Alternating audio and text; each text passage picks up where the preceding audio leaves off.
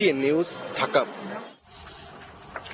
এদিকে high high কোম্পানির আরেক নাম ইউনিপে টু ইউ কল্পিত স্বর্ণের ব্যবসায় বিনিয়োগে দ্বিগুণ আয়ের লোভ দেখিয়ে হাতিয়ে নিয়েছে শত শত কোটি টাকা। অভিযোগ এই কোম্পানির বিরুদ্ধে। প্রতারণার দায়ে কোম্পানির দায়িত্বশীলদের বিরুদ্ধে মামলা কমিশন, সে কথাই জানাচ্ছেন HM সাগর। ধরা যাবে না, ছোঁয়া যাবে না, এমনকি দেখাও যাবে না।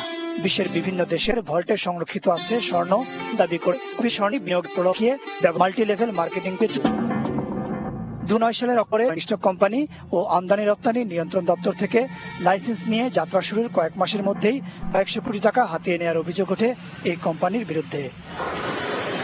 অর্থ লেনদেনের অভিযোগে 2011 সালের করে দুর্নীতি দমন কমিশন।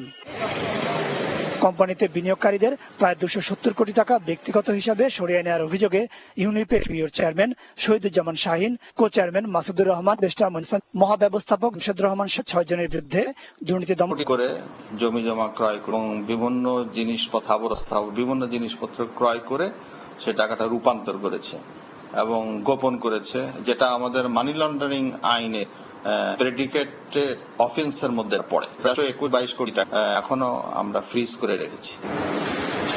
দুর্নীতি দমন কমিশনের মামলার পরপরই সমস্ত কার্যক্রম গুটিয়ে নেয় ইউনিপে টু ইউ। বন্ধ ইউনিপে টু ইউ কার্যক্রম বন্ধ হলেও নাম বদলে ইউনি মাল্টিপারপাস কোঅপারেটিভ সোসাইটি রাজধানীর খিলক্ষেত এলাকার এই ভবনটিতে কার্যক্রম পরিচালনা করে আসছে।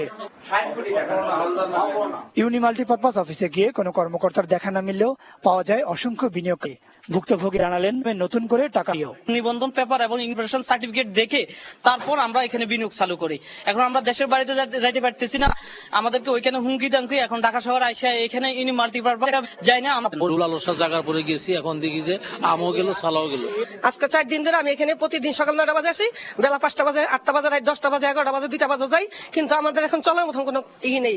এদিকে কোম্পানির উপদেষ্টা মঞ্জুর এহসান চৌধুরীর বাংলাবাজার পত্রিকা গিয়ে জানা যায় তিনি দেশে আছেন। আর কোম্পানির চেয়ারম্যান শহীদুজ্জামান শাহিনের খুলনার বাসায়ও কাউকে পাওয়া যায়নি।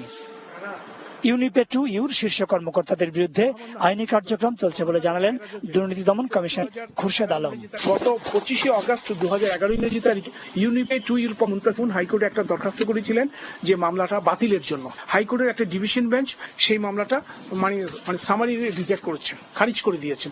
বলছেন এখানে মানি লন্ডারিং এর উপাদান আছে এবং এই উপাদানটা আছে, তার বিরুদ্ধে ট্রায়াল চলবে, হবে সেটা বিচার আদালত দেখবে সাক্ষ্য প্রমাণের ভিত্তিতে। HM সাগর, ATN নিউজ, ঢাকা। সেফ ব্যবসা